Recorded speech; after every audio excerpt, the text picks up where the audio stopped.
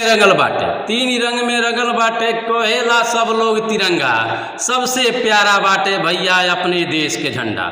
बीच में एगो चक्र सजल बा, बीच में एगो चक्र सजल बा, 24 तिल्ली समझावे के, अब बड़ी मुश्किल से मिलल आज़ादी, बड़ी मुश्किल से मिलल आज़ादी, सबके झंडा फहरावे के। देश आज़ादी के खातिर, देश आज़ादी के खातिर जे दहलस कुर्बानी, वो वीर शहीदन के न बिसरावे के, बड़ी मुश्किल से मिलल आज़ादी, बड़ी मुश्किल से मिलल आज़ादी, सबके झंडा फहरावे के। ई तिरंगा है स्वाभिमानी, ई तिरंगा है स्वाभिमानी, ये तिरंगा के कर सलामी।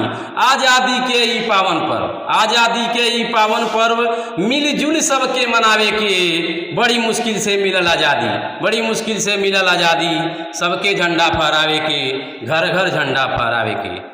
ये आज़ादी के पावन पर्व पे आज 15 अगस्त के शुभ अवसर पे सभी देशवासियों को हमारे तरफ से और सभी टीम के तरफ से, ग्राम सभा की तरफ से सबके बहुत बहुत बधाई।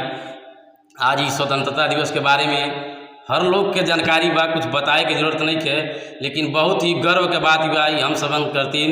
आज के दिन सब लोग हर जगह झंडा फहरा के अपने अपने स्कूल में, विद्यालय में, जहाँ भी हैं सब लोग अपन मना रहे होंगे। बहुत धन्यवाद ये वीडियो देखे खातिर।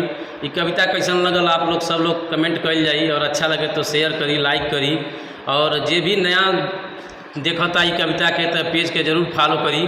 पेज आप लोगों के हमारा पता है गणेश गौड़ के नाम से फेसबुक पे आईडी बा। आप सबके बहुत प्यार दुलार मिलता, ऐसे प्यार बनौले रही। जय हिंद, जय भारत।